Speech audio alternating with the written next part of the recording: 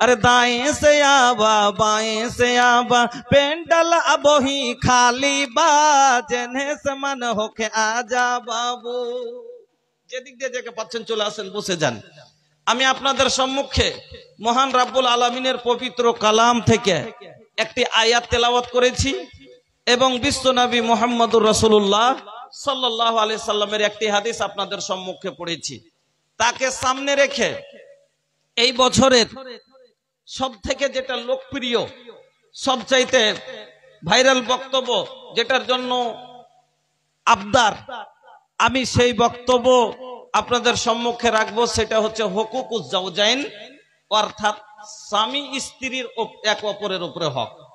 একজন স্বামী তার স্ত্রীর উপরে কি কি হক রাখে আর একজন স্ত্রী তার স্বামীর উপরে কি কি হক রাখে। কেন ভাই? স্বামী স্ত্রী মিলে জীবনের গাড়ি চলে। স্বামী স্ত্রী দুজন যদি একরকম না হয় আজ সংসারে অশান্তি আর অশান্তি। কাউরির বউ আটকে আছে তো কাউরির বউ কেস চলছে, তো কাউরির তালাক হচ্ছে, তো কাউরির স্বামী স্ত্রী 8 দিন থেকে কথা বলা বলি বন্ধ হয়ে আছে। তার কারণটা কি? স্ত্রী আনার মানে হলো আল্লাহ বলছেন ওয়ামিন আয়াতিহি আন খালাকা লাকুম মিন আনফুসিকুম আজওয়াজাল লিতাসকুনু ইলাইহা। আল্লাহ বলছেন ওয়াতে থেকে তুমি তৃপ্তি অর্জন করবে, আরাম নেবে, শান্তি পাবে।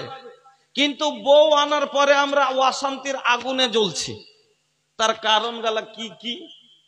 একজন মহিলা বলছে একজন স্বামী একজন স্ত্রী তার দোষ দিচ্ছে স্বামীর উপরে, ও নিজের ভুল বুঝে না যে আমি কি ভুল করছি, ও দোষ চাপা দিচ্ছে স্বামীর উপর আর বলছে আমার স্বামী ভালো না।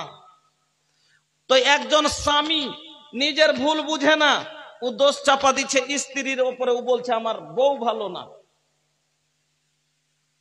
কিন্তু নিজের ভুল কেউ বুঝে না। যেমন একজন মহিলা বলছে কি जब मैं बहू थी तो मुझे सास अच्छी नहीं मिली, जब मैं बहू थी तो मुझे सास अच्छी नहीं मिली, और जब मैं सास बन गई तो मुझे बहू अच्छी नहीं मिली, मेरे अंदर कोई कसूर नहीं। যখন আমি বউ ছিলাম শাশুড়ি মা ভালো পাইনি, আর এখন যখন শাশুড়ি হয়েছি তো বউ ভালো পাইনি, আমার কোনো দোষ নাই। সম্পূর্ণ দোষ হলো ওয়ারি, নাটের গুরু হলো ওয়ারি, ব্যবহার নোংরা হলো ওয়ারি, যার ব্যবহারের কারণে শাশুড়ির সাথেও বন্তি পড়েনি আর আজ ব্যবহারের কারণে বৌমার সাথেও বনে না, কিন্তু নিজের ভুল বুঝতে রাজি নেই। ওই রকমই একজন যুবক তার ভুল বুঝে না, দোষ চাপা দিচ্ছে বউয়ের উপরে যে আমার বউ ভালো না, আমার বউয়ের ব্যবহার ভালো না।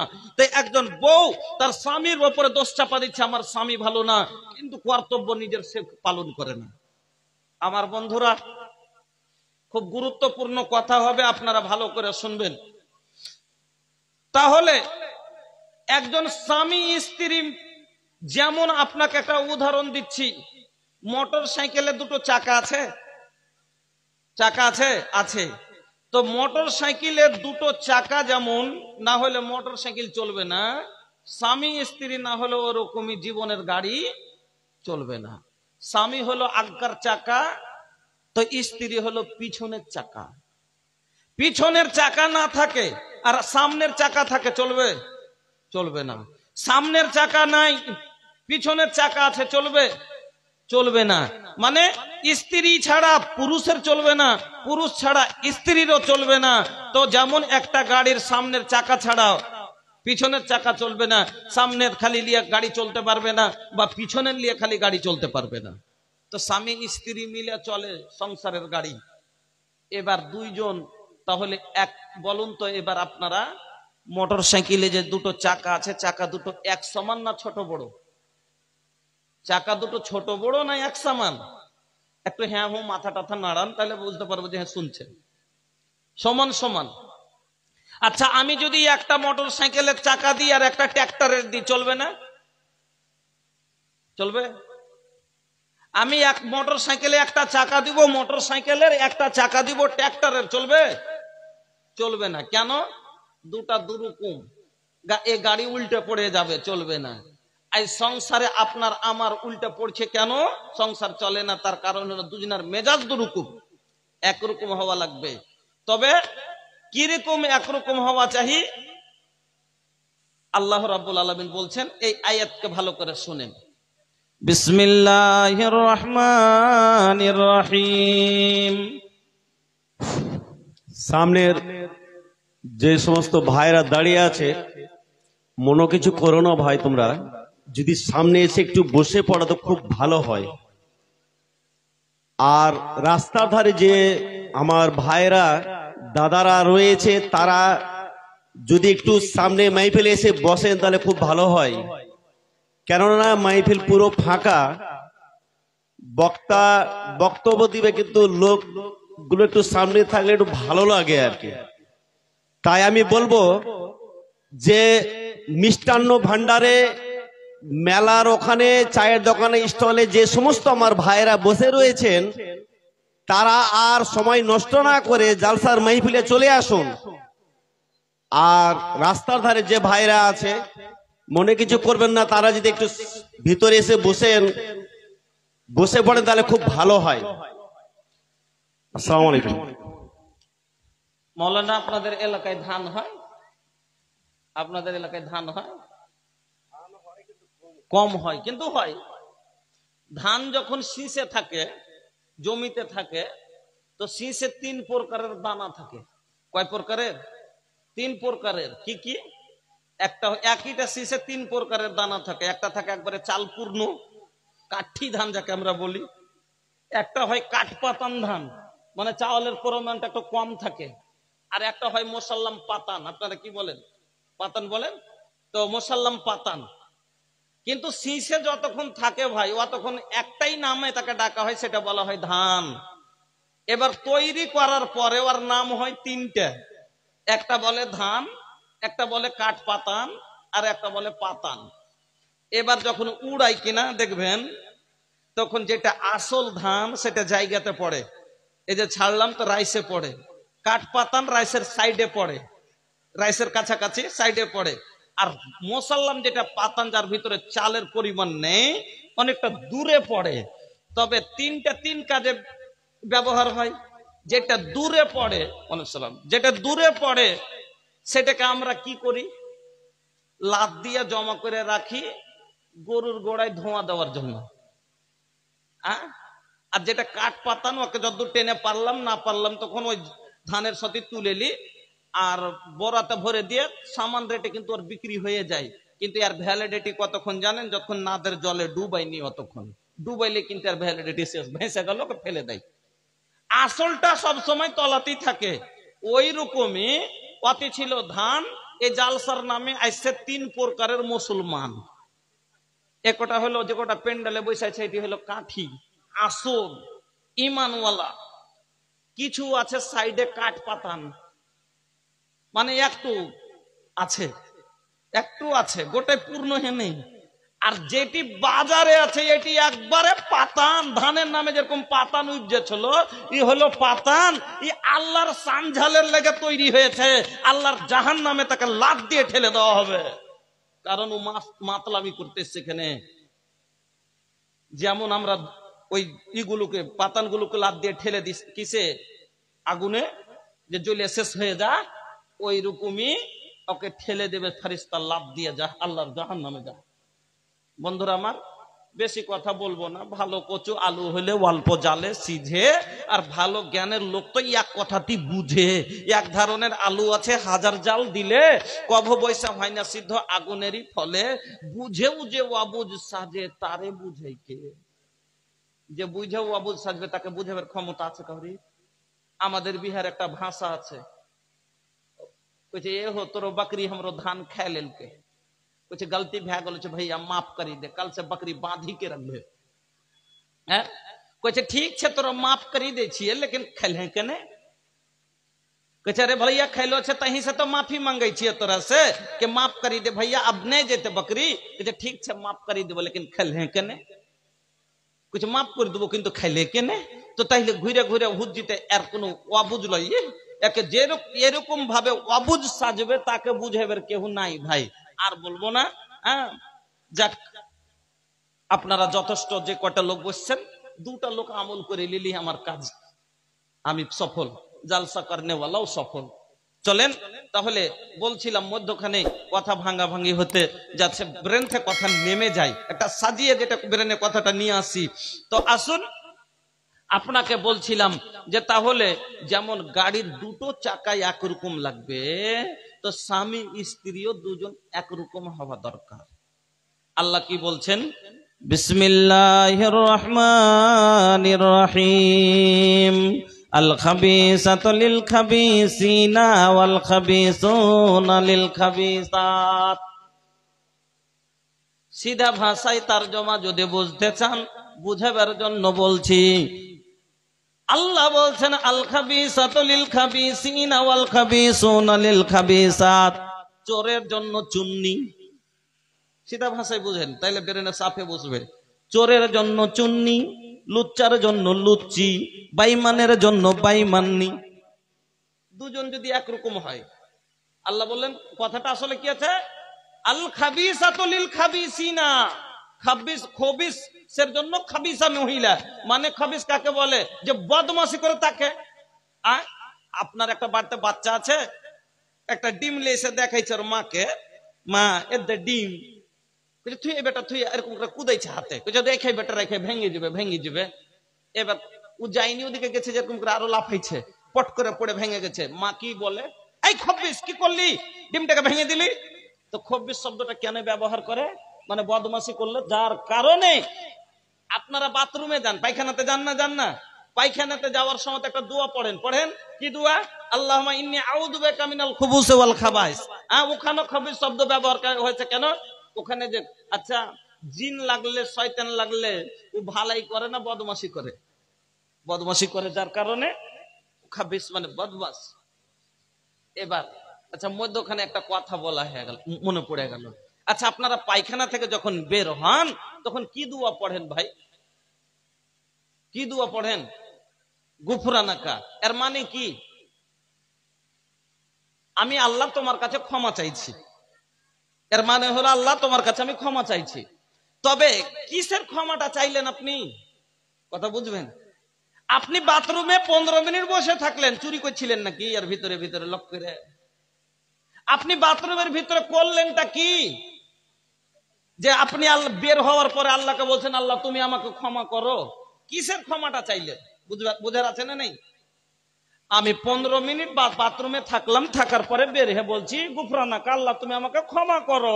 তো আমি ক্ষমাটা চাইলাম কিসের? আমি কি করেছি? বাথরুমের ভিতরে ঝগড়া করেছি, চুরি করেছি, কি করেছি? বন্ধু চিন্তা করার আছে। আল্লাহর রাসূল বলছেন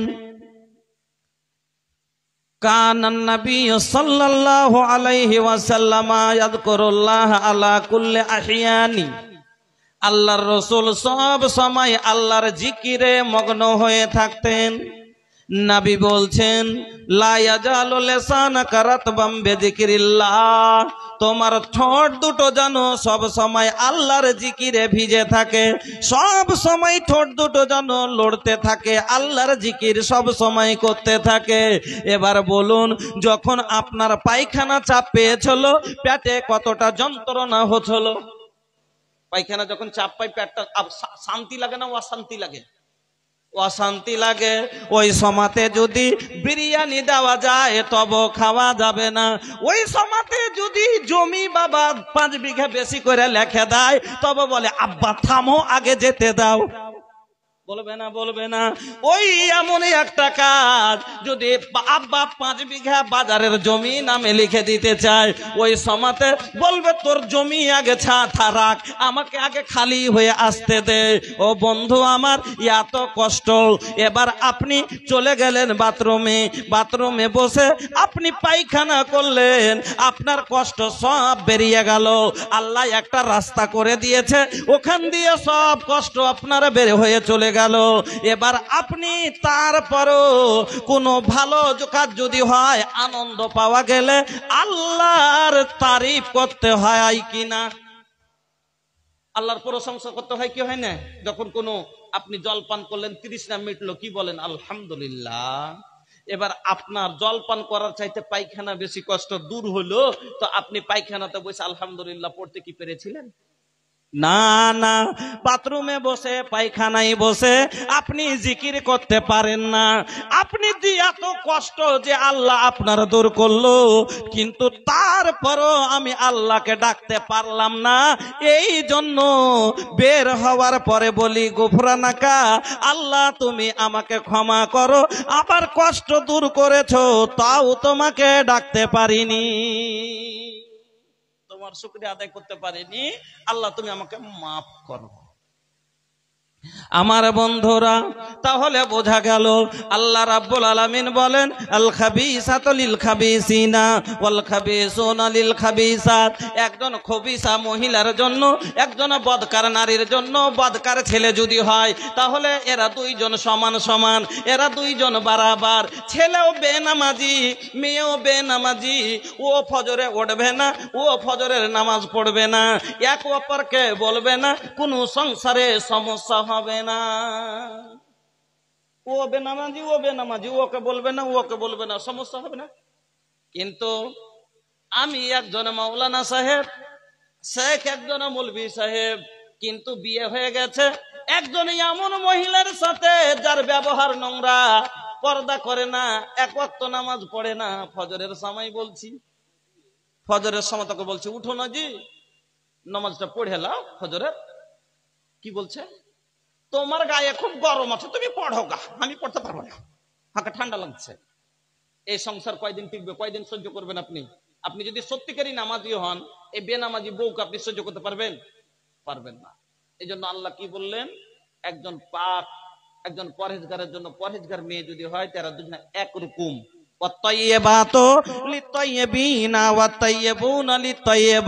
ওই রকম একজন ভদ্র নারীর জন্য ভদ্র ছেলে, ভদ্র ছেলের জন্য ভদ্র মেয়ে, নামাজি ছেলের জন্য নামাজি মেয়ে, নামাজি মেয়ের জন্য নামাজি ছেলে। দুইজন যদি একরকম হয় তাহলে গাড়ির চাকা যেমন দুটো একরকম হলে বারবার চলবে, উঁচা নিচা হবে না, আর এই গাড়ি পড়বে না। ওই রকম স্বামী স্ত্রী দুইজন যদি একরকম হয় তাহলে এই সংসার কোনোদিন টলমল করবে না, সংসার ভালোভাবে চলবে। এবার তাইলে আসুন আপনাকে ভালো করে দু চারটা কথা বোঝাই। আপনার পাকিটে টাকা হয়েছে, এবার হাঁটতে আর ভালো লাগে না, মনে মনে ভাবছেন একটা গাড়ি নিব। বন্ধুদের সামনে আপনি বললেন যে ভাই একটা গাড়ি নিব মনে ভাবছি, কোন গাড়ি নিব? এক কাজ কর না, গেলেমার নিয়ে এলে। এখন বাজারে গেলেমারটাই ভালো চলছে। গেলেমার আছে আপনাদের দিকে? আছে? আমাদের দিকে, আপনাদের দিকে আর কয়টা নাম? গেলেমারের না, গেলেমার গাড়িটার নাম কয়টা? একটাই। আমাদের দিকে ভাই দুটো নাম। আর কি জানেন? কেউ বলে গেলেমার, কেউ বলে গেল হাত। হ্যাঁ, কেউ বলে গেলেমার আর কেউ বলে গেল হার। আমাদের বিহারে যে ডিবানের চাপ এখন, যার 3 কাঠা আছে, ব্যাটার কম করে 3 লাখ রেট লাগছে। তো গেলেমার গাড়ি যে পাই বেটা এলে গে, ওর নাম ওরা বলে গেলেমার। বেটা বাজার যাবি, স্টার্ট মার। তারা আছে বেটা স্পিরিট মার, আগা দিকে গর্ত বেটা বিরিক মার। নাম দিলে তার নাম গেলেমার। আর বেটির বাবা জমি বিক্রি করে কিনে দেয়, এই জন্য গালে হাত দিয়া বলে গেল হার। 3 কাঠা গেল হার, এই জন্য দুটা নাম। আপনার গাড়ি চালাবার ইচ্ছা, এবার বন্ধুদের সামনে আপনি বললেন একটা গাড়ি নিব, বন্ধুরা বলল গেলেমার নিয়ে নাও। কোথায় নিব? কালিয়াচক কোন অমুক শোরুমে চলে যাও। ওই শোরুমে গাড়িগুলো খুব সুন্দর, গাড়ির কালারটা খুব ভালো, গাড়ির কোয়ালিটিটা খুব পছন্দ, মেলেজও শুনেছি খুব ভালো। এবার আপনি চলে গেলেন শোরুমে, আর একটা গাড়ি আপনি বিল মিটিয়ে বের করে নিলেন। বিল মিটিয়ে বের করেছেন আর দিয়া আপনি গাড়িতে চেপে গেছেন, আর একবারে 60-55 স্পিডে গাড়ি চালিয়ে চলে আসছেন। হঠাৎ করে আগা দিকে একটা বাচ্চা হামাগুড়ি দিয়ে চলে এসছে। ও হুইসেলও বোঝে না, হুইসেলও বোঝে না, আর দড়িয়েও পালাতে পারবে না। এবার আপনি কি করবেন? ব্রেক করবেন কি করবেন না গাড়িতে, না হলে তো অ্যাক্সিডেন্ট হয়ে যাবে। আপনি ব্রেক করলেন, যে বাচ্চাটা বুঝে না কিছু, এখান থেকে গাড়িকে আমি ব্রেক করি, ব্রেক করলেন, কিন্তু হ্যান্ড সমাতে আপনার ব্রেক কাজ করলো না, আপনার ব্রেক কাজ করলো না। আচ্ছা বলেন তো অ্যাক্সিডেন্ট হবে না হবে না? হবে। কেন হলো অ্যাক্সিডেন্টটা? তার কারণ হলো ব্রেকের একটা কর্তব্য আছে, ওই কারণে ওকে অতি লাগানো হয়েছে। তার কর্তব্য কি, তার দায়িত্ব কি? গাড়িকে দাঁড় করে দেওয়া, কিন্তু ও নিজের দায়িত্ব পালন করলো না। ব্রেকের যেটা দায়িত্ব ছিল, দায়িত্ব পালন করলো না, যার কারণে অ্যাক্সিডেন্ট হলো।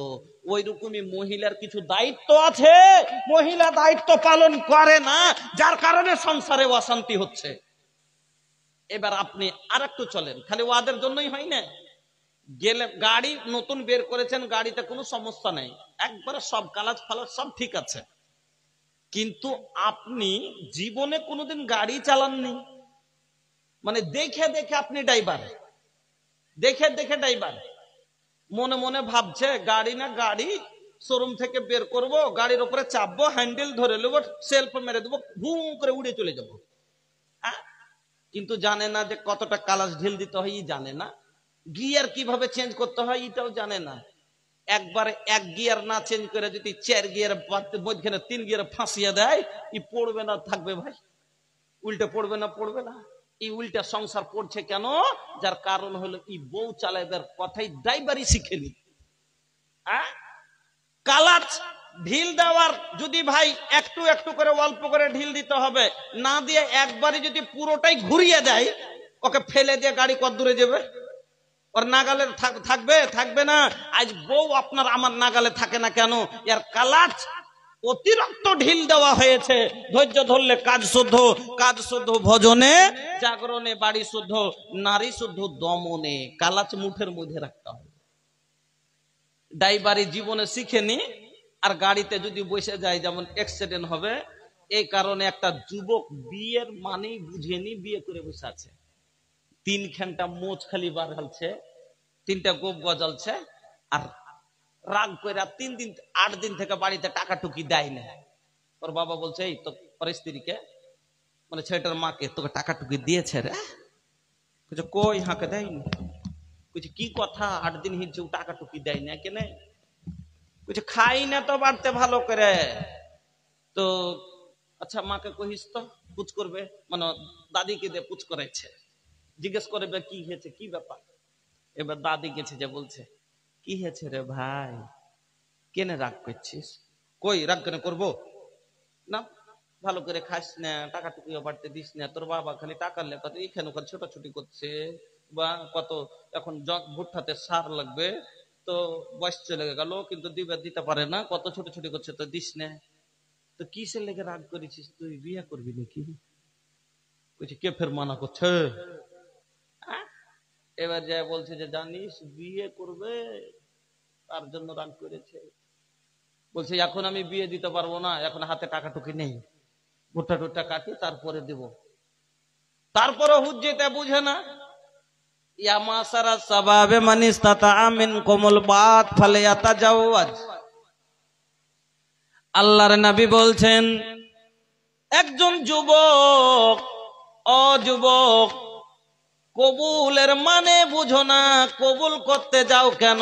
কবুলের মানে যদি বুঝতে, ইয়া মাসারা সাবাবে মান ইসতাতা মিনকুমুল বাত ফালিয়াতাজাওয়াজের মানে যদি বুঝতে, এই হাদিসে নবী বলছেন যে তুমি বিয়ের উপযুক্ত কখন?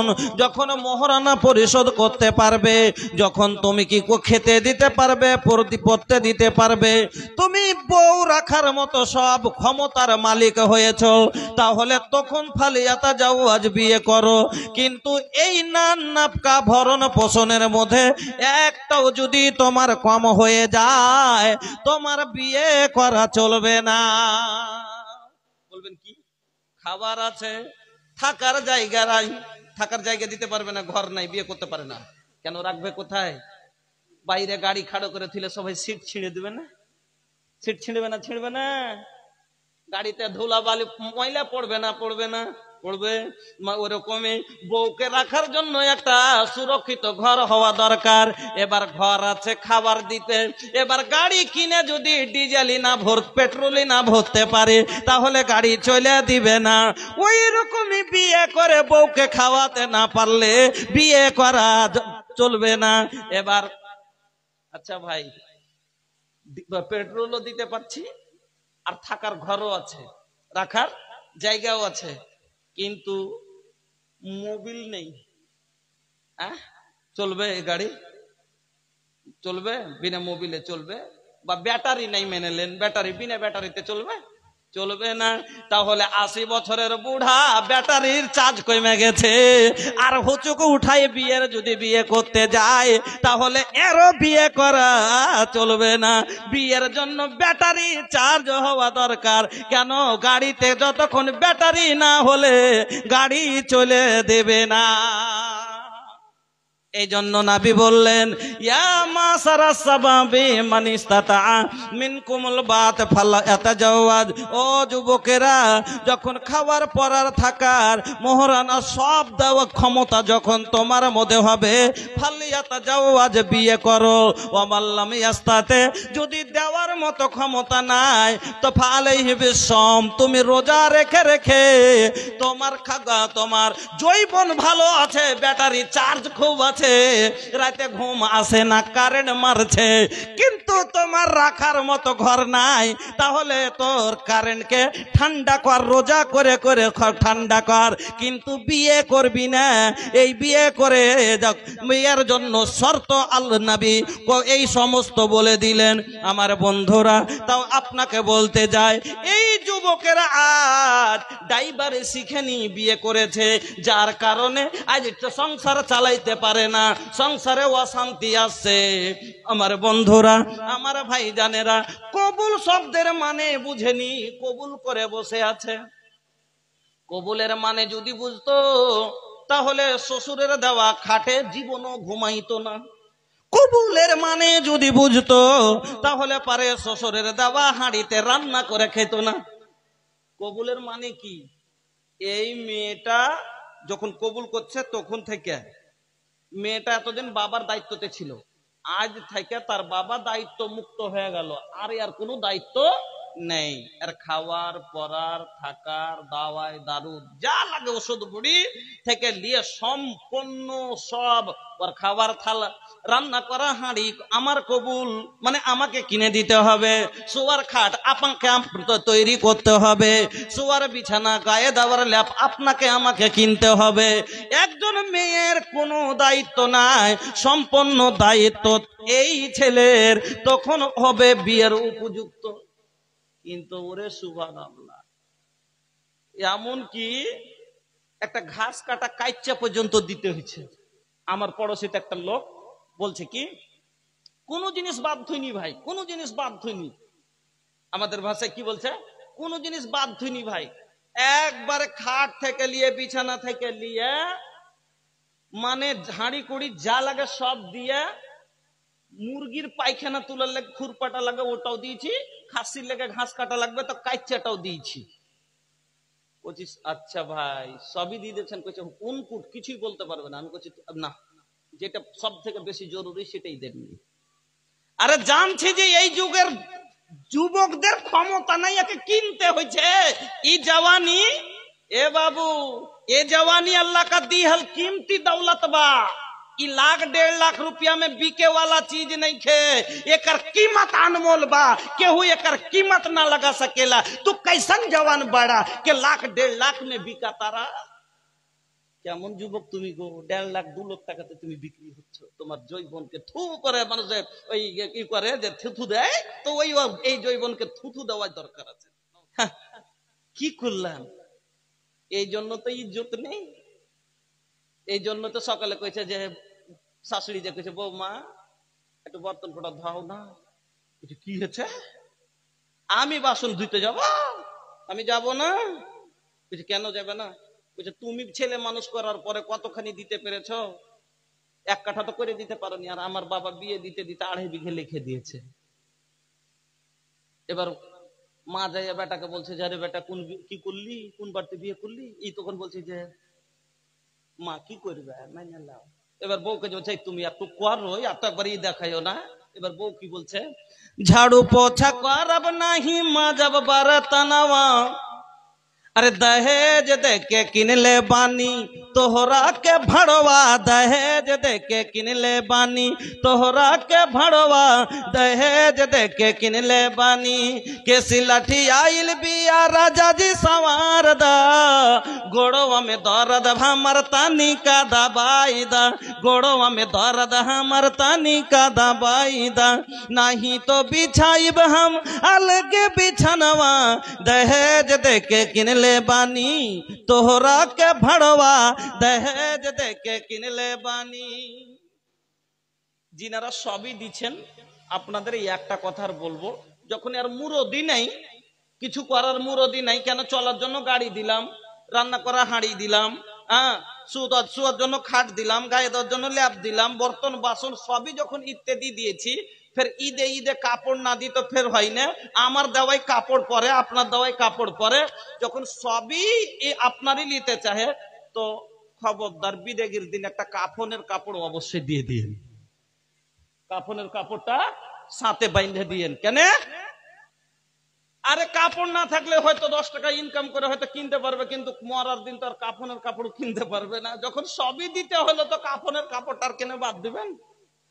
অ্যাডভান্সে সেদিনই দিয়ে দিয়েন, যে কে জানি কখন জয় মরে যাবে, তখন কাফন দাফন দিতে পারবে না, কারণ আর কাফন কেনার মতো টাকাই হয়তো নাই। আল্লাহু আকবার, कैसे जवान है आप लोग, ধিক্কার है इसी जवानी पर। এরকম যৌবনের উপরে ধিক্কার আছে। যুবক ভাইরা আমার, বন্ধুরা, এই জন্য আজ সংসারে অশান্তি কিসের কারণে? একজন ছেলে তার দায়িত্ব বুঝতে পারেনি, বিয়ে না বিয়ে, শ্বশুর বাড়ি যাবো, কবুল করবো, বউ নিয়ে ঘরে চলে আসবো, হয়ে গেল বিয়ে।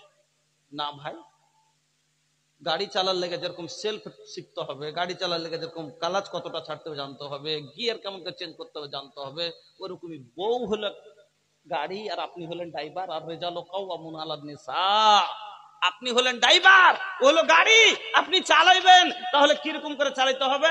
এই জন্য এবার একজন স্ত্রীর কি কি দরকার, সংসারে কি কি করা দরকার, আর একজন পুরুষের কি কি আইসেন, এবার ভালো করে শুনবেন। 7-8টা হাদিস আপনাকে শোনাচ্ছি। আমার মা বোনেরা, আপনার কাজ হলো 6টা। কয়টা? মহিলার কাজ হলো 6টা। সংসারকে সুখী রাখতে গেলে একজন মহিলাকে 6টা কাজ করা লাগবে, আর একজন পুরুষকে করতে হবে 4টা। একটা পুরুষকে করতে হবে 4টা, মহিলাকে করতে হবে 6টা। 1 নাম্বার, ভালো করে শুনবেন। 1 নাম্বার, প্রথম কাজ স্বামীর খিদমত করবেন। কারণ গাড়ি আমি কিনে নিয়ে এসেছি আরাম পাওয়ার জন্য না, তাহলে গাড়ি নিয়ে এসে যদি আরামই না পাই, গাড়ি পাংচার হয়ে পড়ে থাকে, তাহলে পরে গাড়ি ঠেলে লিয়া তো আরো মুশকিল বেড়ে গেল ভাই। তো ওরকমই বউলি আসা কারণ হলো, আল্লাহ বলছেন লেতাসকুনু ইলাইহা, আরামের জন্য। তাহলে বউ আনার পরে কষ্টতে থাকলে তো ওই কথাই হলো, খালি পায়ে চলা ভালো কষা জুতা যার, বিদেশে একাই থাকা ভালো দুষ্ট নারী যার। মানুষ জুতো পায়ে কেন পরে? পাকে কষ্ট থেকে বাঁচাবার জন্য। কিন্তু কখন কাঁটা বিঁধবে এটা দেখা নাই, কিন্তু তার আগে যদি এত কষা জুতা যে চামড়া খালিয়ে নিচ্ছে, পায়ে আঘাত করছে, তাহলে এই জুতো পরার চাইতে খালি পায়ে চলা ভালো। তো বউ আনার মানে আল্লাহ বলছেন লেতাসকুনু ইলাইহা, আরাম নিবে, ওতে থেকে শান্তি নিবে, তৃপ্তি নিবে। কিন্তু বউ আনার পরে সংসারে যদি অশান্তি হয়, সুখ না পাই, তাহলে একাই থাকা ভালো কিনা? তো মা বোন, যেমন একটা গাড়ির কিনার পরে মালিক আশা রাখে যার উপরে বসে আমি আরাম করে চলবো, ওই রকম আশাতে বউ আনে যে আমি সংসারে শান্তি পাবো, আরাম পাবো। এই জন্য গাড়ির কর্তব্য হলো পিঠে করে বহেলে বেড়া, ওই রকমই আপনার প্রথম কর্তব্য হলো স্বামীর খিদমত করা। স্বামীর খিদমত করতে হবে। হাদিস শুনেন, হাসান বিন মুহসিন বলছেন, একদিন আমার ফুফু আল্লাহর রসুলের বাড়ি গেলেন কোনো কাজের জন্য। এদিকে ধ্যান দিবেন মা বোন, ভালো করে শুনবেন। হাসান বিন মুহসিন বলছেন, একদিন আমার ফুফু কোনো কাজ বিশেষে আল্লাহর নবীর বাড়ি গেলেন। এবার কাজের শেষে আমার ফুফু আল্লাহর রসুলের বাড়ি থেকে বের হয়ে আসছেন। এমন সময়তে আল্লাহর নবী আমার ফুফুকে ডাক দিয়া বললেন, ও হাসানের ফুফু, ও হাসান বিন মুহসিনের ফুফু, বলো তো তোমার স্বামী জীবিত আছে না নাই?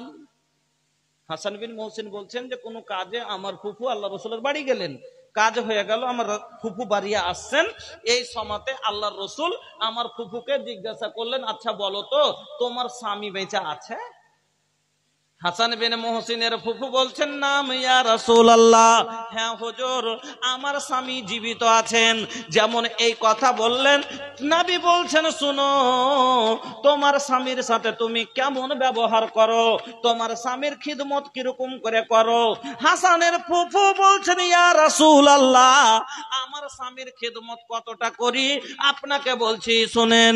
আমি যতক্ষণ আজেজ না হয়ে যায়, আমি যতক্ষণ ক্লান্ত না হয়ে যায়, আমি থকে না যাই, মানে আমার পক্ষে যতটা সম্ভব আমার শক্তি ভর আমি আমার স্বামীর খেদমত করি। আমার স্বামীর খিদমত করতে করতে আমি আজিজ হয়ে যাই, এত দূর করি। যখন এই কথা বললেন নবীজি এবার বলছেন, ও মহিলা শোনো, ফানজরি আইনা আনতা মিনহু। নবী কি বলছেন? ফানজরি আইনা আনতা মিনহু। ও হাসান বিন মুহসিনের ফুফু, তুমি একবার কথাটা ভালো করে বেরেনে তুমি স্মরণ করো। তুমি বলছো তোমার স্বামীর খিদমত তুমি অনেক করো, কিন্তু তুমি একবার চিন্তা করো তো তোমার খিদমতে তোমার স্বামী রাজি হয় কি হয় না? এই খিদমতে আল্লাহ রাজি হবে কিনা, এই খিদমতে জান্নাতের অধিকার অর্জন করতে পারবা কিনা, এই খিদমতে তোমার জান্নাত যাওয়া হবে কিনা? কেননা ফাইন্নাহু জান্নাতুকা ওয়া নারুকা, তোমার স্বামী হলো তোমার জান্নাত আর তোমার স্বামী হলো তোমার জাহান্নাম। স্বামী হলো তোমার জান্নাত আর স্বামী হলো তোমার জাহান্নাম। এই লেগে স্বামীর খিদমত করবেন মা বোন। স্বামী হলো জান্নাত, স্বামীর খিদমত করেন জান্নাতে যাবেন, স্বামীর খিদমত না করেন জাহান্নামে যাবেন। এক নম্বর কাজ আপনার স্বামীর খিদমত করতে হবে। কেন? স্বামীর যদি খিদমত করে, আমার বউ আমার পা টিপছে, আমাকে গোসলের জল দিচ্ছে, উজুর জল দিচ্ছে, কাপড় ধুয়ে নিচ্ছে, আমার যে আছে সব খিদমত করছে, আর আমি ওকে মারবো, আপনি মারবেন আপনার বউ, তাহলে তো আপনি নোংরা ব্যবহারের লোক হবেন। বউ সব করছে, ওই বউকে কি মারা যাবে? গালমন্দ করা যাবে? যাবে না। করে না, তার জন্য কি করছে? সার্ভিস পাই না, যার কারণে কি করে? গালমন্দ করে, মারে। সার্ভিস না পেলে গাড়ি যদি না চলে, ভাই তোকে কি করবে না, রাগের ভরে তখন গাড়ির কিছু কহেছি মারবে, গাড়িকে লাথি দিয়ে ফেলে দিবে। কেন? যে গাড়ি দিয়ে সুখ পেলাম না। মা বোন আমার, স্বামীর খেদমত করবেন। 2 নাম্বার, ভালো করে কথা শুনবেন। 2 নাম্বার, স্বামীর আনুগত্য করবেন, কথা মতো চলবেন। এটা হলো স্বামীর দ্বিতীয় হক স্ত্রীর ওপরে। স্বামীর আনুগত্য করবেন, স্বামী যেটা বলবে ওটাই মানবেন, ওটাই করবেন। নবী বলছেন, হাদিস শুনেন কত সুন্দর করে নবী বললেন, সব চাইতে ভালো মহিলাকে পৃথিবীর জমিনে, সব চাইতে ভালো মহিলাকে আল্লাহ রাসূল বলছেন তার গুণ কি কি, যার মধ্যে 3টে গুণ থাকবে। মা বোন ভালো করে শুনবেন, যার ভিতরে এই 3টে গুণ থাকবে ও হলো সবচাইতে ভালো মহিলা। 1 নাম্বার, নবী বলছেন, আল্লাতী তাসুররুহু ইযা নাজারা, আল্লাতী তাসুররুহু ইযা নাজারা, जब उसका शौहर उसे देखे तो खुश हो जाए। স্বামী দেখতে গেলেই আনন্দিত হয়ে যাবে। আল্লাতী তাসুররুহু ইযা নাজারা, স্বামী দেখলেই আনন্দ পাবে। তাহলে বলবেন যে কিরকম করলে স্বামী আনন্দ পাবে? আরে মা, আনন্দ দেওয়ার অনেক রকম পদ্ধতি আছে। আপনি চাইলে খুশি করে দিতে পারবেন। সকালে আপনার স্বামী গেছে কাজে, পুরো দিন মাঠে ভুট্টাই কাজ এই করছে, গাড়িতে লোড করছে করছে, দুপুরে 2টার দিকে একবারে বাড়ি এসছে, আর শরীর ঘামানো ঘামানো অবস্থায় একবারে ক্লান্তিতে কথা বলার মুখটা ছোট হয়ে গেছে, আর এসে বসছে। আপনাকে নিয়ম শিখিয়ে দিচ্ছি, ভালো করে দেখবেন। এক ঘুঁটি জল নিয়েছেন বা গিলাস জল নিয়েছেন, আগা দিকে নিয়ে গেছেন, আর যাওয়ার পরে গিলাসটা ধরাইতে যাইছেন, আর এদিকে একবারে মুচকি হাসি দিয়ে স্বামীর মুখের দিকে গিলাস এদিকে হাতে ধরাচ্ছে, আর এদিকে চোখকে স্বামীর দিকে দিয়ে মুচকি হাসি দিয়ে। আনন্দ পাবে না পাবে না? তারপরও যদি আনন্দিত না হয়, মুচকি না হাসে, স্বামী না হাসে, কি বলছে? আচ্ছা, বোরা তোলা খুব ভারী কাজ না, নাহি হাঁকে নিয়ে যেত, কাল 10টা করে এগিয়ে দেবো। কি বলো, হাসবে না? তুই কি পারবি রে? তারপরও যদি না হাসে তো বলছে বাপ, পুরুষ মানুষ ওগুলা কামের লাগি তো আল্লাহ বানাচ্ছে, তার লেগে মুখ কেন কেউ অত ভারী করে নাকি? দেখতে একবারে ভাল লাগে না। হাসবে না হাসবে না? নবী বলছেন আল্লাতি তাসুররুহু ইজা নাজারা, স্বামী দেখলেই আনন্দ পাবে, খুশি হয়ে যাবে। আরো খুশি হওয়ার কিছু নিয়ম বলছি। দিল্লি গেছেন, একটা ছেলে দিল্লি গেছে, 3 মাস বিয়ে হওয়াতে দিল্লি গেছে, আর 3 মাস পরে বাড়ি আসছে। তো ভাই, আল্লাহ রসুল বলছেন যখন তুমি বিদেশ থেকে বাড়ি যাবে তো বাড়িতে খবর দিয়ে দিও, বাড়িতে খবর দিও। কেন? বাড়িতে যখন স্বামী থাকে না তো মহিলারা সাজুকুজু কম করে, মহিলারা সাজুকুজু কম করে। কেন? কে দেখবে? আর স্বামী যখন, আর এটাই নিয়ম, মহিলারা সাজবে স্বামীর জন্য। হোঠে লালি লাগাবা, কানে বালি লাগাবা। এই জালসাতে 2.5 কিলো আলকাতরা দিয়ে আসার মানে হয় না। আলকাতরা দিলে স্বামীর আগা দিকে দিতে হবে, যাতে স্বামীকে মাতাল করে রাখবো, যাতে কাউরির দিকে তাকাই না, দেখি ভালো লাগে, আমাকে দেখে ভালো লাগে। হ্যাঁ, এবার আল্লাহ রসুল বলছেন তুমি বাড়িতে খবর দাও, আর মহিলাদেরকে বলছেন যদি ওয়াসিরুল মুগিবাত, যদি একটা ব্লেড ব্যবহার করার প্রয়োজন হয় তো ব্লেড ব্যবহার করে মহিলারা পরিষ্কার হয়ে থাকবে, স্বামীর জন্য সেজে কুজে থাকবে। হ্যাঁ, এবার সাজুকুজু করে থাকবে স্বামীর জন্য। তাহলে তো, আর আসার পরে যদি বাড়ি এসে দেখে ওরে বাপরে, চুলগুলো এলোমেলো হয়ে আছে, মুখটা ময়লা ময়লা হয়ে আছে, কাপড়গুলো দেখা যায় না, আনন্দ পাবে? পাবে না। তাহলে এখন তো ভাই খবর দেওয়ার একবারে শর্টকাট বুদ্ধি। কেন? এই যে এই যতটা ভাই সব জিনিসে সুবিধা করে দিয়েছে।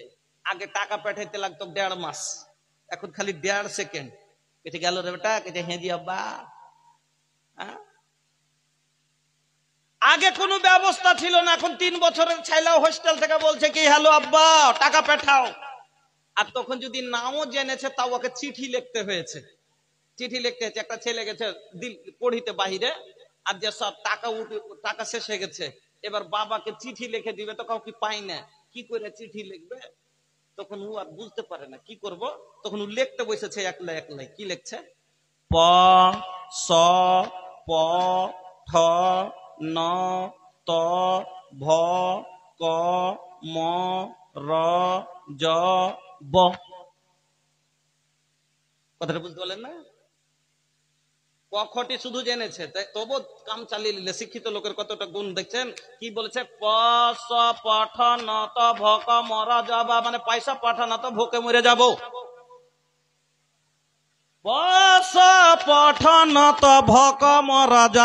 শুধু ক খ পড়ে কাজ বের করে নিল। আমার বন্ধুরা, আমার যুবক ভাইয়েরা, আপনাকে বলি, এই যে শয়তানের বাক্স, এটা কি? শয়তানের বাক্স। যেমন কথা বলা আসান করে দিয়েছে, টাকা পাঠা সুবিধা করে দিয়েছে, যেমন সব জিনিসে সুবিধা করেছে, ওই রকমই কিছু গেলো জিনিসে দূর করে দিয়েছে। যেমন নামাজ, জামাত থেকে দূর করে দিয়েছে। 60 বছরের বুড়া মৌলানা, ও চশমা তল দেনি করছে। এই যে দাদু আজান যে হয়ে গেছি জি, আচ্ছা যাচ্ছি বে যাচ্ছি, আর একটু কাহানি আছে দেখে নি, তখন যাচ্ছি। কাহিনীটা শেষ করবে তাহলে যাবে, জামাত ছুটছে তো ছুটতে দেয়। যুবকের তো বাপরে বাপরে কি বলবো, যেমন সব আসান করেছে আর পালাপালি আসান করতেছে। মোবাইল আসিল কি দোলা লাগিল, নমাজ রোজাই এমন বসে না। মোবাইল আসিল কি দোলা লাগিল, লেখা পড়াই যুবকের মন বসে না। মোবাইলের খেলা প্রেম প্রীতির জ্বালা, মোবাইলের খেলা প্রেম প্রীতির জ্বালা, এখন আর বাইরে যাওয়া লাগে না। একদিন তো একটু বাইরে যে চলো তো ভয় করছিল, যাবো না, কে কোন দিক থেকে দেখে এলাই তো বদনাম হবে, যাব না। এখন তো বাপ আছে ঘরের, বেটি ওই ঘরে, বিছানায় শুইয়া কানে ফোন লাগায়া, আর বিছানায় শুইয়া হেডফোন লাগায়া বলছে সোনামণি কেমন আছো বলো না।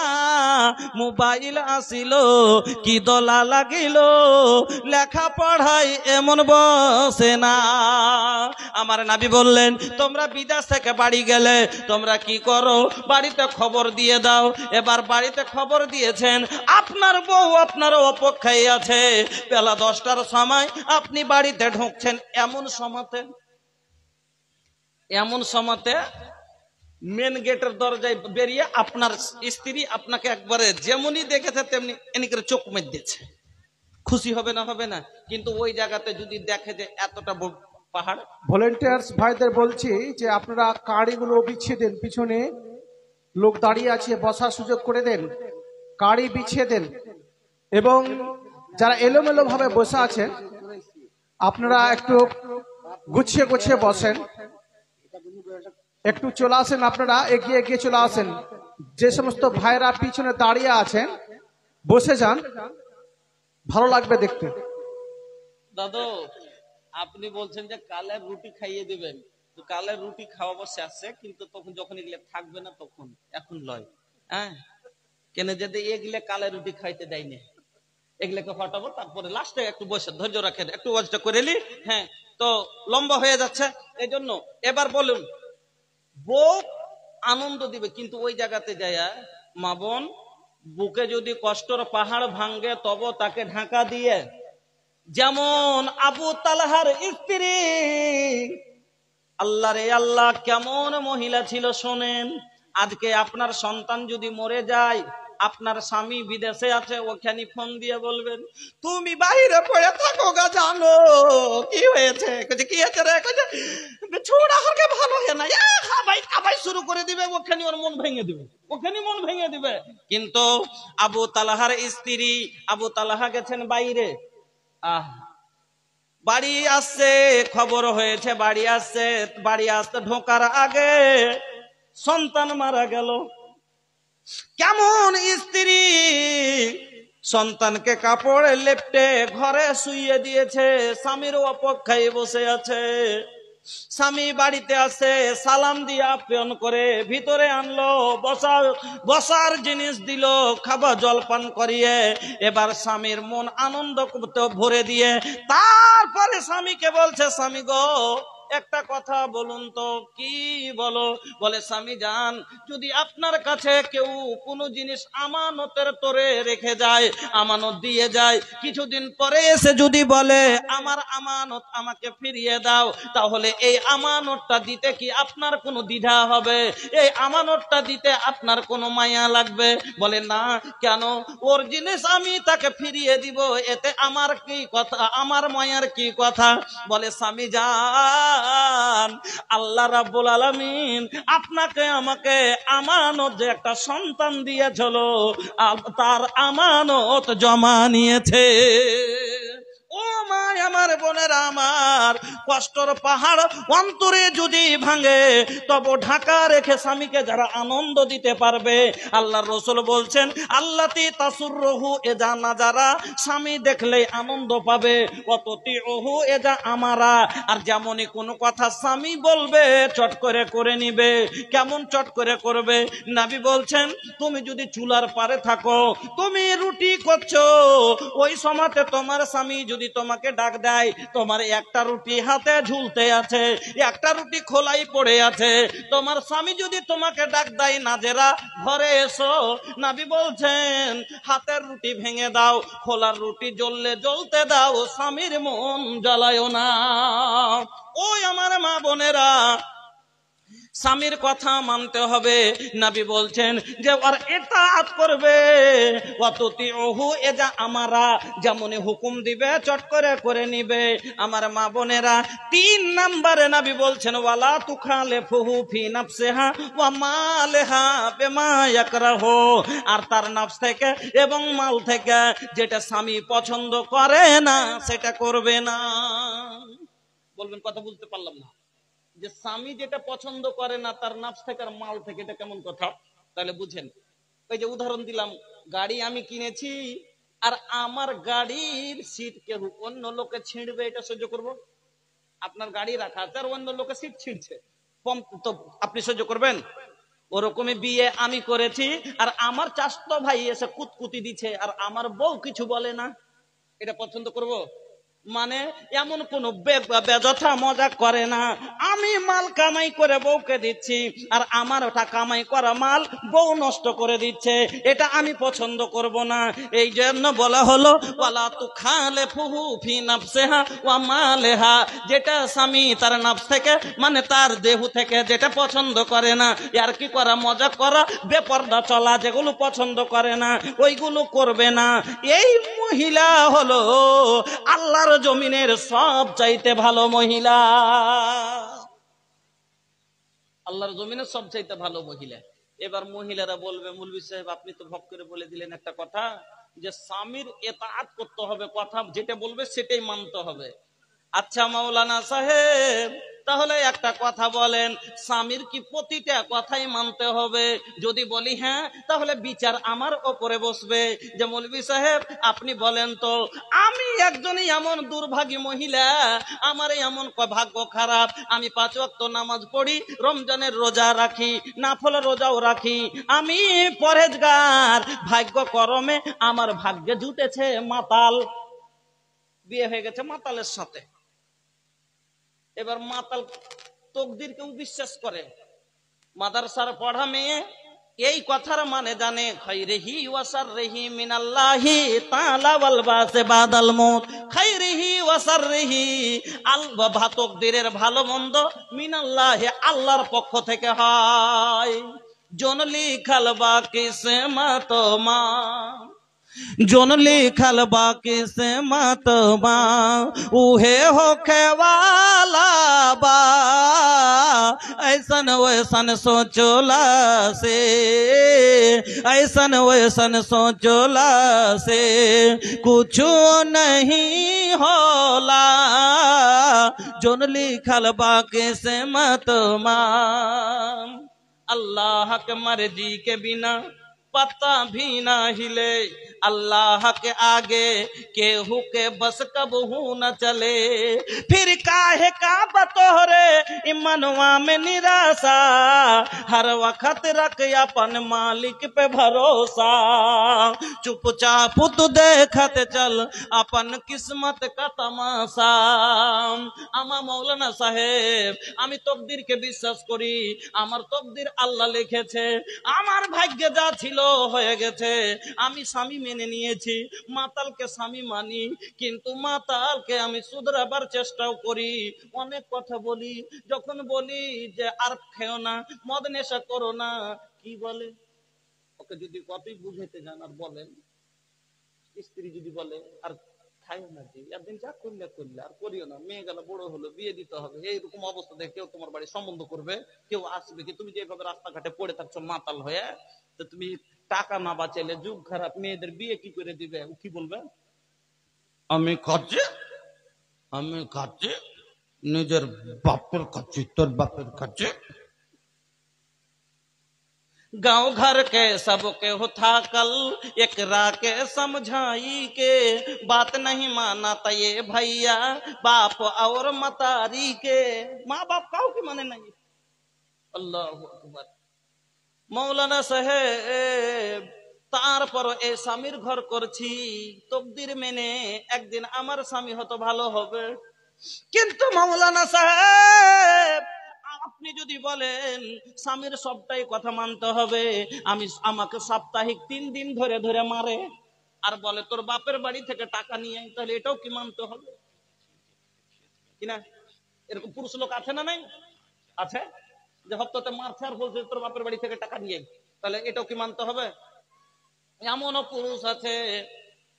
মাওলানা সাহেব, আমি রমজানের রোজা রেখে আছি, আমার মাতাল স্বামী রোজাও রাখে না, নামাজও পড়ে না, আর ওই রোজার অবস্থায় আমাকে এসে বলছে আয় ঘরে আয়। তাহলে বলুন তো, আমার স্বামী আপনাকে ডাক দিছে, আপনি বললেন চুলার পারে থাকলেও যেতে হবে, খোলার রুটি জ্বললেও যেতে হবে, তাহলে আমি রোজার অবস্থায় আছি, আমার স্বামী যদি আমাকে ডাক দেয় তাহলে এটাও কি মানবো? না বোন না, নবী বলেছেন লা তাআতা ফি মাসিয়াতিল্লাহ, যেই কাজটা করলে আল্লাহর নাফরমানি হবে, গুনাহ হবে, স্বামী যদি গুনহার কাজে বলে তাহলে তার কথা মানা যাবে না। স্বামী যদি গুনহার কাজে বলে তাহলে মানা যাবে না। ইন্নামা তাআতু ফিল মারুফ, ভালো কাজে যদি স্বামী বলে তবে তাকে মেনে নিতে হবে। এমন কি মাগো, আপনার বাবার মৃত্যু লাশ খাটে রাখা আছে, আপনি বাড়ি থেকে বের হচ্ছেন, এমন সময় যদি স্বামী বলে দেয় তুমি যাবে না, সেটাও মেনে নিতে হবে। বাবার মৃত্যু লাশ রাখা আছে, কেন কেন মানতে হবে? ও মা বোন, বিয়ের দিন আপনার হাতে 10,000 টাকা দিয়েছিল না? আর দিয়ে বলেছিল উমুক গ্রামের উমুকের ছেলে উমুক এত টাকা মোহরানা দিয়ে তোমাকে বিয়ে করতে এসেছে, তুমি রাজি আছো কি? মাথা নাড়িয়েছিলেন অথবা সাইন করে দিয়েছিলেন? ও মা জননী, সেই 10,000 টাকায় সেদিন আপনি বিক্রি হয়ে গেছেন। এই 10,000 টাকায় আপনি সেদিন সব ইচ্ছা বিক্রি করেছেন, যে আজ থেকে আমার আর ইচ্ছা থাকলো না, আমি নিজের ইচ্ছা স্বামীর কাছে বিক্রি করে দিলাম। এই 10,000 টাকার বিনিময় আপনাকে কিনে নেওয়া হয়েছে।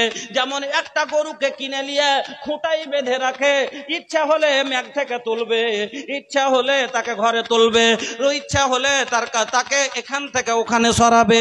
ওই রকমই আপনি হলেন স্বামীর খুঁটার বাঁধা গায়, আপনাকে ওই স্বামীর হুকুম মতো উঠতে হবে, হুকুম মতো বসতে হবে। মরা বাবার লাশ যদি দেখতে না যেতে দেয় তবেও মেনে নিতে হবে। বাবা মারা গেছে, যদি মানা করে দেয় না যাবে না, হুজ্জিটা করতে হবে না, একটু কষ্ট হবে কিন্তু স্বামীর এতাআত হয়ে যাবে। আর যদি হুজ্জিটা করে দেয়, আর সংসার হুজ্জিটা করার কারণেই হলো সংসার ভাঙ্গা, এরকম ফের বুঝিয়ে দিয়ে একটু কি হুজ্জিটা বলছে তুমি যাইবে না, বলছে না যাবো না, ও না দেবে না যাক আমি যাবো, বেরিয়ে দেখ তোর কাঠ খুঁড়ে ভেঙে দেবো। ও বলছে তোর কাঠ খুঁড়ে ভেঙে দেবো, তুই বেরিয়ে দেখ। ও তারপরও হুজ্জিটা করে জবরদস্তি এবার ব্যাগটা গুছিয়ে বেরিয়ে চলে আসছে। যখন ও বেরিয়ে এসছে, তখন একটা ডানটা নিয়েছিল কিছু,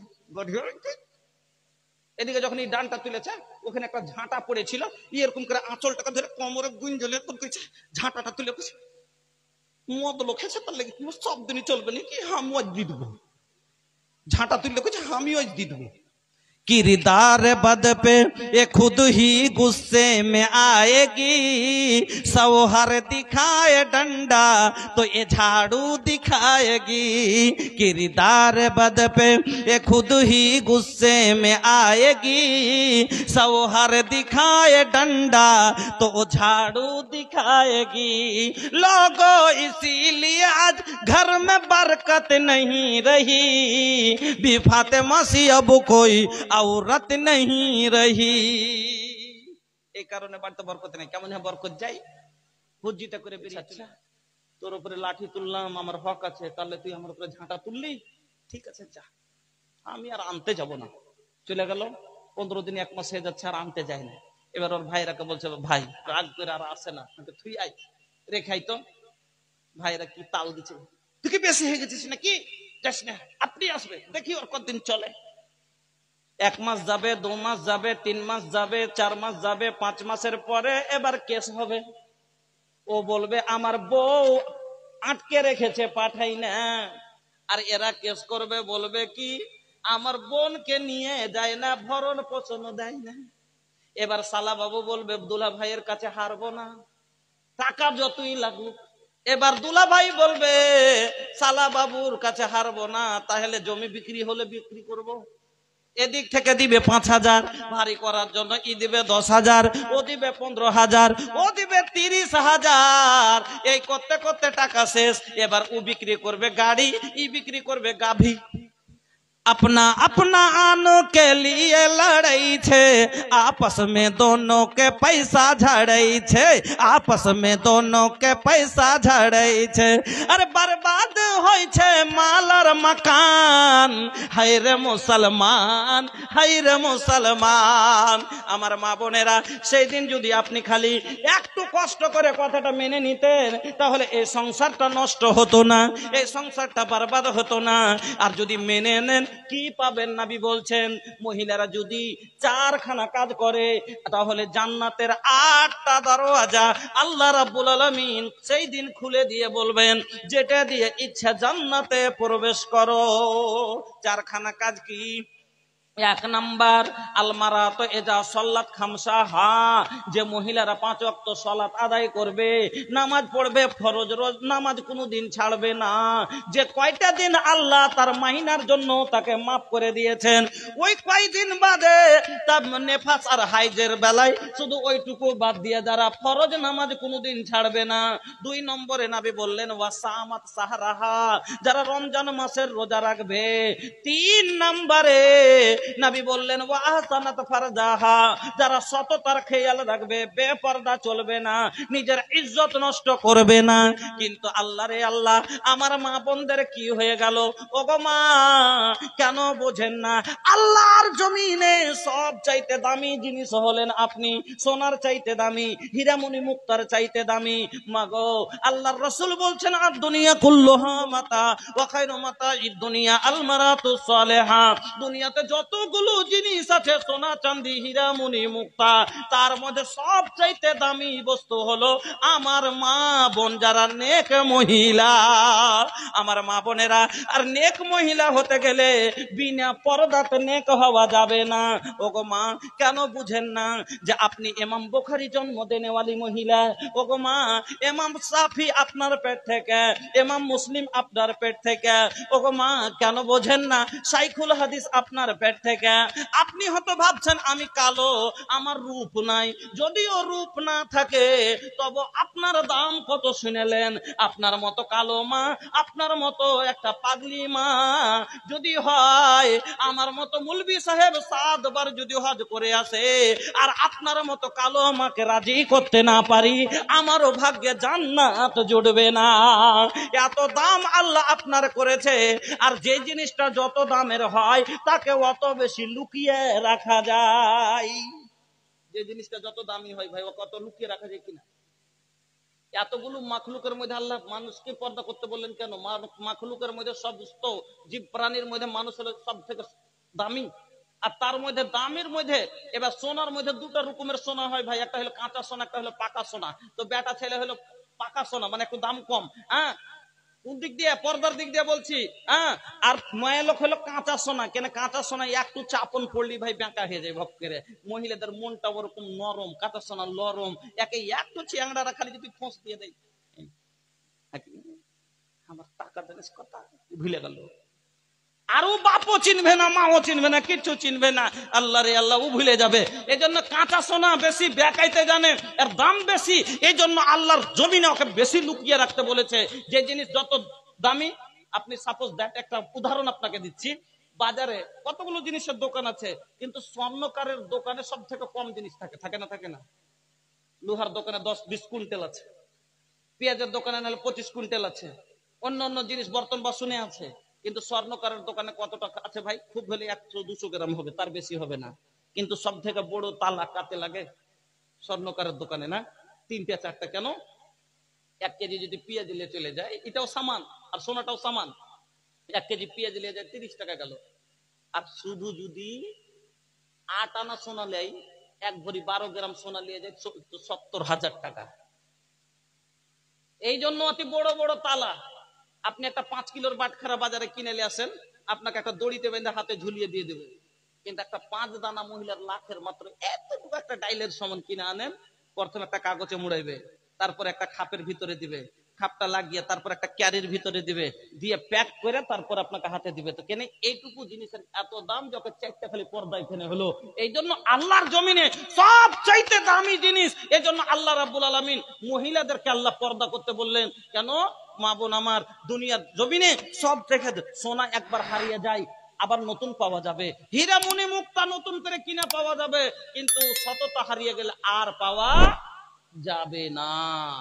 আল্লাহ সুন্দর করে যত্ন করে বানাইছে তোমায়, আল্লাহ সুন্দর করে যত্ন করে বানাইছে তোমায়।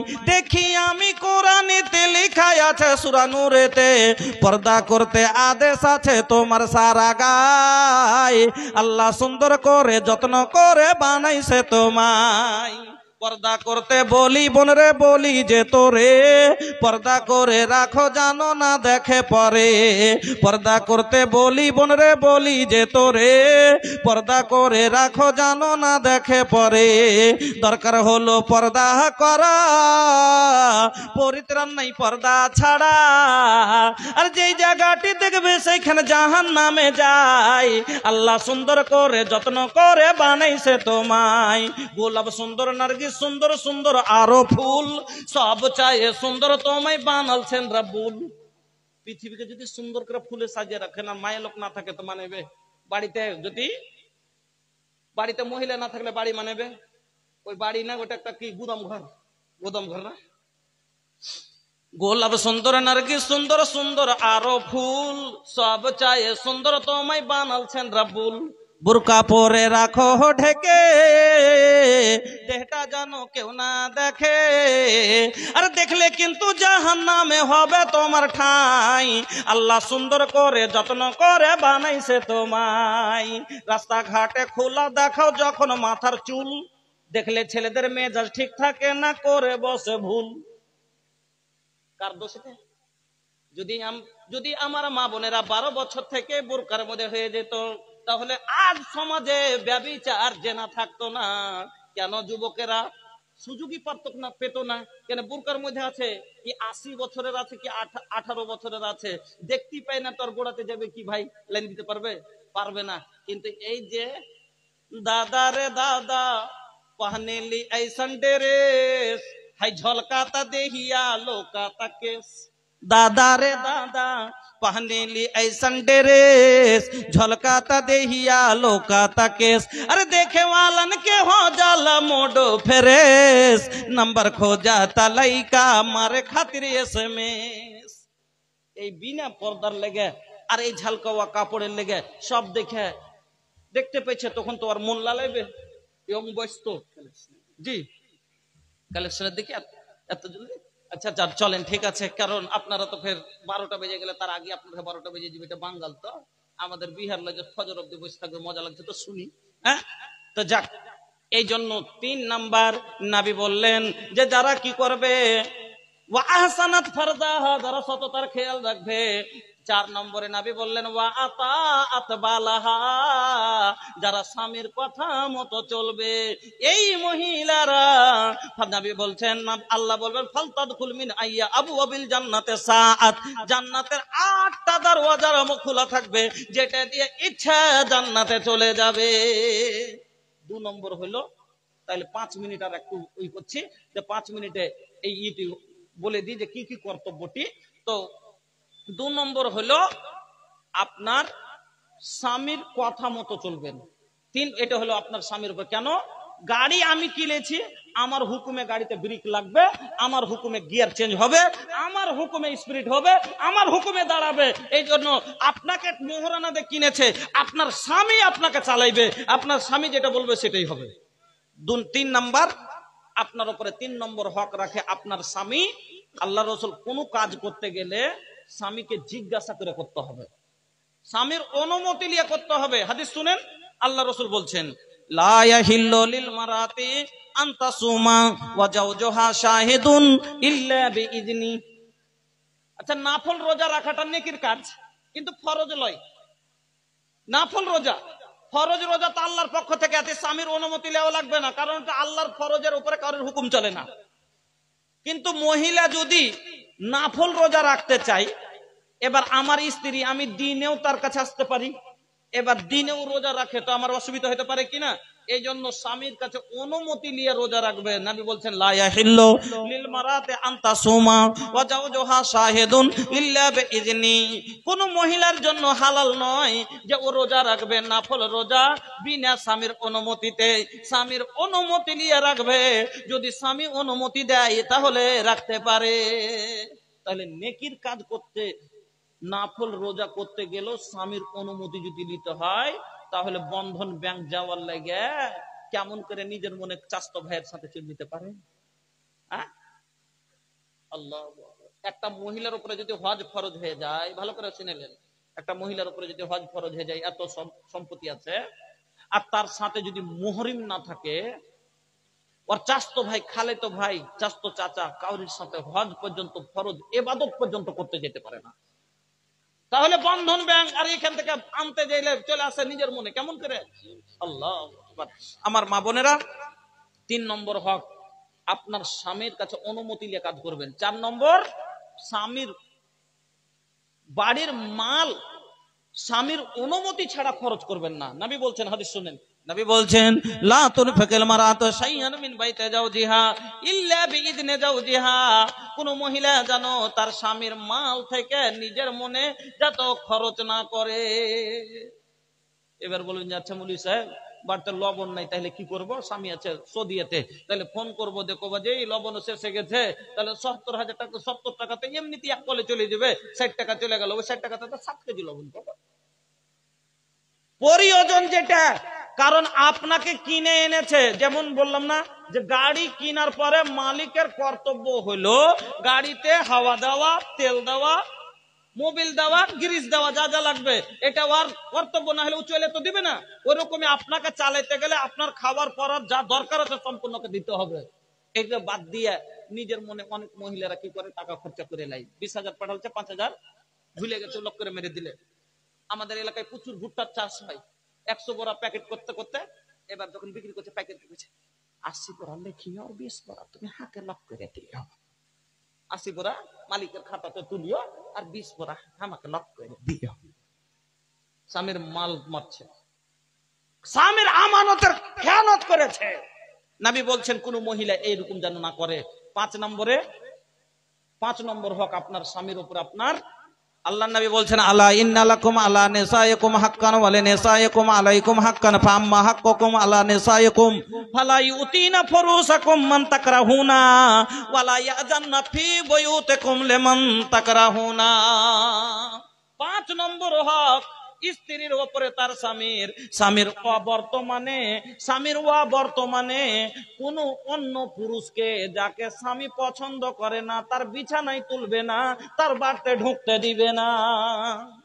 5 নম্বর হক হলো স্বামীর অবর্তমানে, যাকে স্বামী পছন্দ করে না। কাকে পছন্দ করে না? আরে আমারই যদি স্বামীর নিজের ভাই হয় আর স্বামী বাড়িতে নাই, কেউ নাই, একান্তে নিজের দেওরকে নিয়ে যদি বাড়িতে থাকে, তাও পছন্দ করবে না।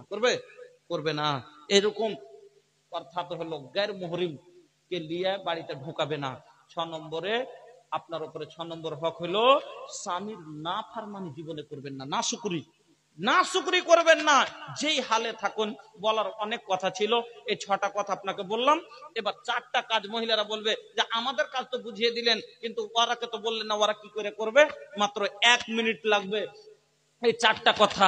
1 নাম্বার, গাড়ি কিনতে গেলে যেমন বিল মিটাইতে হবে, বিনা বিলে গাড়ি দিবে না। আল্লাহ পাক রব্বুল আলামিন বলছেন মহিলার প্রথম হক হলো ওয়াতুন নিসা সাদাকাতিহিন্না নিহলা, মোহরের টাকা বাকি রাখবেন না, মোহরানা টাকা আদায় করে দিবেন। কেন? মোহরানা যদি না পাই, গাড়ির দাম না পাইলে কিন্তু টেনশন হবে না। চলেন, লম্বা করতে যাবো না, অনেক কথা বলার ছিল মনে, কিন্তু যাক ছোট করে আজকে বলে দিচ্ছি। ইউটিউবে আরো বিস্তারিত আছে, শুনে নিতে পারেন। হ্যাঁ, চলেন 2 নম্বর হক হলো এই যে আপনাকে বললাম যে যেমন মালিক হক রাখে গাড়ির উপরে, যে গাড়ি আমাকে পিঠে বহন করবে, তো গাড়িও হক রাখে মালিকের উপরে যে তাতে তেল ভরতে হবে। তো স্ত্রীকে চালাতে গেলে তার ভরণ পোষণ, নাফকা যাকে বলা হয়, তার ভরণ পোষণ তাকে সম্পূর্ণ ভালোভাবে দিতে হবে। কেন? পেট্রোল কমে গেলে গাড়ি ধক করে বন্ধ হয়ে যাবে, হবে না? হবে না? তো ওরকম খেতে না পেলে পরে সংসার টিকবে না। 2 নম্বরে কি, মোবিল যদি কমে যায় গাড়ি ক্যাঁচকুচ করবে, করবে না? করবে না? স্ত্রীর যখন কমই হয় খাওয়া পড়াতে তখন ঝগড়া হয়, হয় না? হয় না? ঝগড়া হয়। এই জন্য স্ত্রীকে অনেক মানুষ করে কি ভালোভাবে বেশি খাওয়াই না। হ্যাঁ, কত লোকের এই ধারা, ভাঙ্গা ঘরে বসত করা, চোখে চশমা ধুতি পরা, তার ছেলে মেয়ে ভাতের মরা, তার বাড়ির দিকে লক্ষ্য নাই, ভেবে দেখুন কথা মিথ্যা নয়। নিজে তো খুব সুন্দর সুন্দর পরে খাই, কিন্তু ওর স্ত্রীকে দেয় না, স্ত্রীকে ভালো ভালো করে খাওয়াই না, পড়াই না।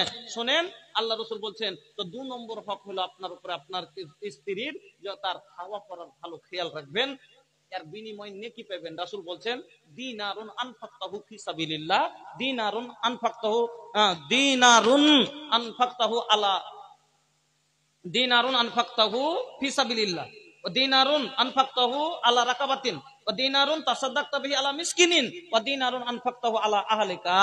নবী বলছেন, একটা লোকের কাছে 4 টাকা আছে, 1 টাকা আল্লাহর রাস্তায় দান করলো, 1 টাকা দাসমুক্ত করলো, গোলাম আজাদ করলো, আর 1 টাকা ফকির মিসকিনকে সাদকা করলো, আর 1 টাকা নিজের পরিবারের উপরে খাওয়ান পরনে খরচ করলো।